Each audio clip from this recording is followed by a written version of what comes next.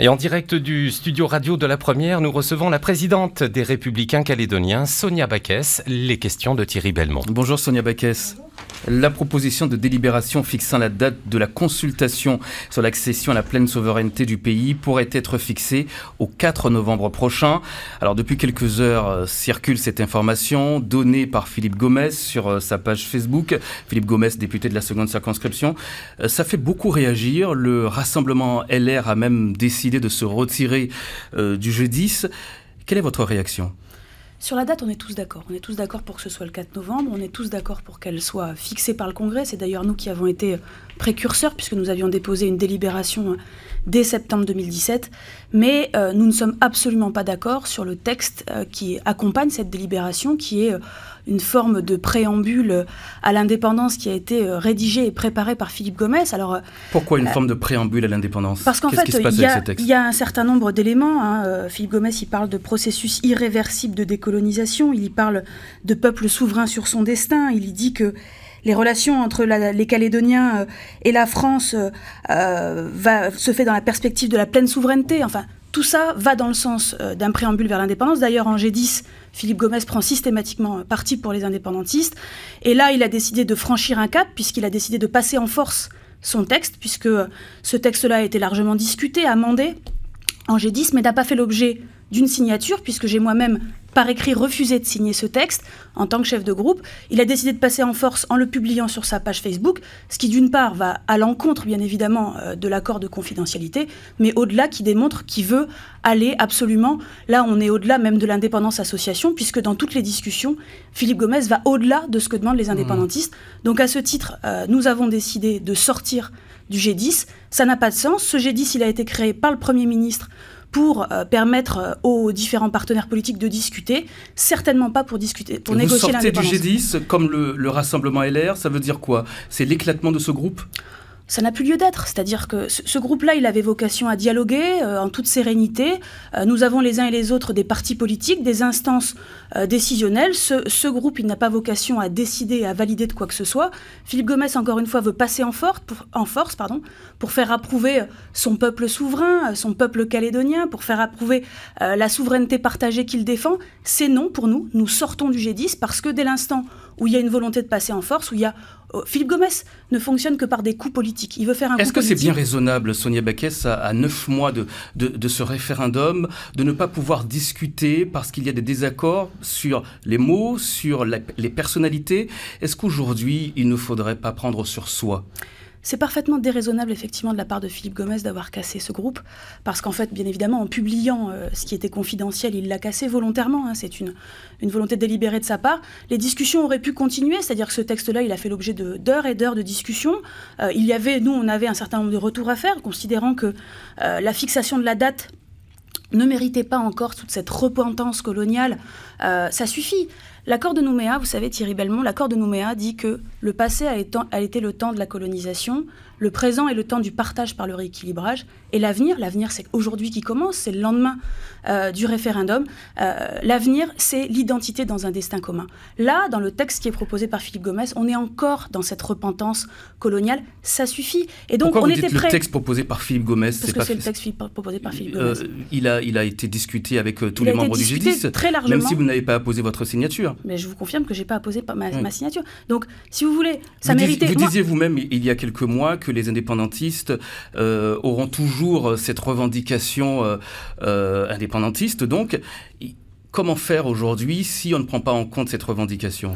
Attention, il y a deux choses différentes. Prendre en compte la revendication indépendantiste, c'est ce que j'ai fait, puisque j'ai indiqué que... on devrait avoir en Nouvelle-Calédonie un droit permanent à l'autodétermination. C'est-à-dire qu'en fait, le lendemain de ce référendum, s'il est gagné, et je le souhaite par ceux qui souhaitent le maintien de la Calédonie dans la France, eh bien, on peut comprendre que les indépendantistes seront toujours indépendantistes et que donc, ils revendiqueront toujours cette indépendance. C'est pas pour ça qu'on doit en permanence revenir sur le fait que la colonisation a décimé les populations, que finalement les Kanaks ont été, alors je cite les titres, ce qui a conduit à la disparition de l'identité kanak. Enfin, on va extrêmement loin. Et encore une fois, c'est présent dans l'accord de Nouméa. Maintenant, il faut passer à autre chose. Les Calédoniens ont la volonté. Et vous savez, il y avait en 98 une situation avec 2 blocs et 2 identités très fortes, les Européens et les Kanaks. Aujourd'hui, on a plus d'un tiers de la population qui ne se reconnaît pas là-dedans, qui est asiatique, métissée, etc., et qui veut vivre ensemble. Ça suffit d'avoir cette opposition en permanence. Il faut arrêter de s'auto-flageller en permanence. Avançons. Est-ce qu'il n'y a pas moyen de se revoir, de discuter à nouveau sur les mots, sur le texte, de revoir le texte tout simplement, au lieu d'un éclatement du G10 comme ça? C'est ce que nous avions décidé, au titre des Républicains calédoniens. Nous avions décidé, vu que ce texte évidemment n'était pas public, puisque le G10 par construction est confidentiel, nous avions l'intention vendredi prochain, au prochain G10, de rediscuter de tout ça pour voir comment les choses pouvaient trouver un équilibre. Philippe Gomès a décidé de briser encore une fois cet accord parce qu'il a décidé de casser le G10. Enfin, je vous rappelle quand même Thierry Belmont. C'est parce que Philippe Gomès a rendu public ce texte que vous Et puis en disant qu'il avait été validé par tous, ce qui n'est bien évidemment pas le cas puisque nous n'avons pas signé. Mais vous savez, Philippe Gomès a voulu, dès le départ, il l'avait d'ailleurs dit au Premier ministre, que les Républicains calédoniens ne fassent pas partie de ce groupe. Le Premier ministre a imposé que toutes les forces politiques du Congrès y participent. Aujourd'hui, nous y sommes. Ce qu'il veut, lui, c'est discuter avec les indépendantistes parce qu'il est d'accord profondément avec eux.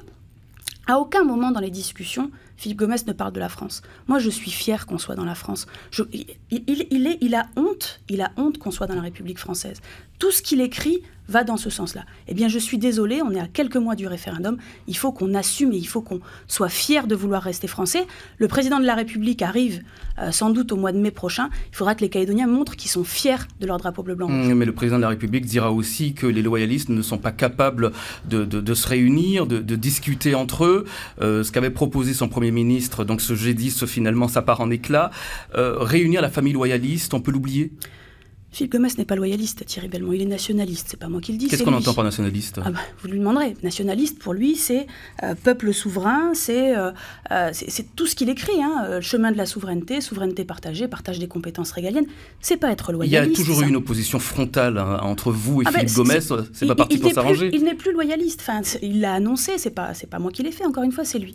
Ce qui m'inquiète, Thierry Belmont, et d'ailleurs je vois, j'ai appris sur votre émission ce matin que Thierry Santa avait quitté le G10, je pense que c'est une bonne initiative de sa part, parce que de la même manière, il a indiqué clairement qu'il retournerait devant ses instances pour faire valider. Philippe Gomès a décidé de casser ça en éclats. Ce que je souhaite, c'est que maintenant, le Rassemblement et le MPC, s'ils sont en désaccord avec ce que fait Philippe Gomès, eh bien, ils ont eu le courage pour Thierry Santa, en tout cas, il a eu le courage de sortir du G10. Je souhaite qu'il ait le courage de sortir de la plateforme. Participer au Congrès, être dans un groupe au Congrès qui est nationaliste. Si vous appelez aussi à l'éclatement de la plateforme... Mais ce n'est pas de l'éclatement de la plateforme. Il y a aujourd'hui, en Nouvelle-Calédonie, des indépendantistes qui sont très clairs sur leur projet pour la Nouvelle-Calédonie. Des nationalistes qui sont très clairs pour leur projet de la Nouvelle-Calédonie. C'est Philippe Gomès, il l'a dit, il veut le partage des compétences régaliennes, il veut une petite armée locale, il veut une banque centrale calédonienne, il veut tout ça, c'est ça être nationaliste. Et il y a un parti politique, un groupe politique qui est loyaliste, c'est les Républicains calédoniens.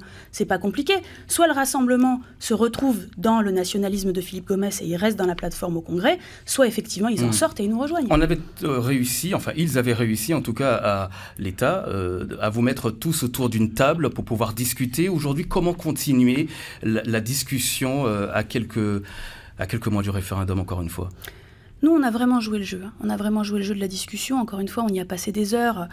Le texte qui était proposé initialement était encore pire que ce qu'il est aujourd'hui, avec des notions qui ne sont absolument pas acceptables. Donc tout ça a été travaillé.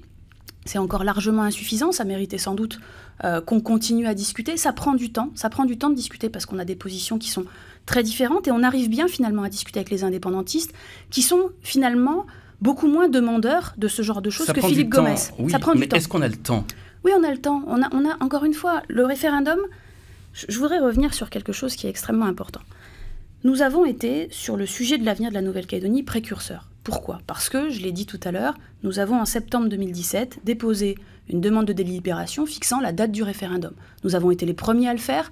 Ça a été repris ensuite par l'ensemble des groupes politiques. Sur la question de la question, Thierry Belmont, et c'est extrêmement important si vous me permettez. On va y revenir sur cette question. Sur la question de la question, nous avons été également les premiers à dire que nous voulions une question binaire et à verbaliser, à formuler cette question.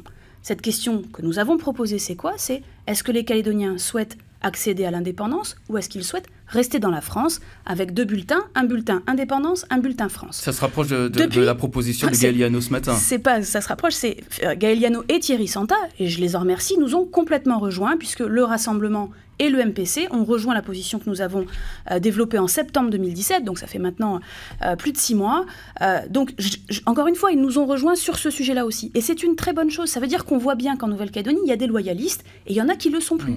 Donc, on a été précurseurs, on souhaite avancer. Je le rappelle aussi que le Premier ministre a tranché dans notre sens. Il a dit que la question serait binaire et nous a donné raison. Donc, nous avons maintenant 8 mois pour préparer ce référendum, pour commencer à préparer l'après, mais pour ça, il ne faut pas passer en force. On parlera de la formulation de la question tout à l'heure à 7h05, dans la seconde partie de l'émission. Les téléspectateurs peuvent nous rejoindre à cette occasion, en radio. C'était l'invité de la matinale sur La Première.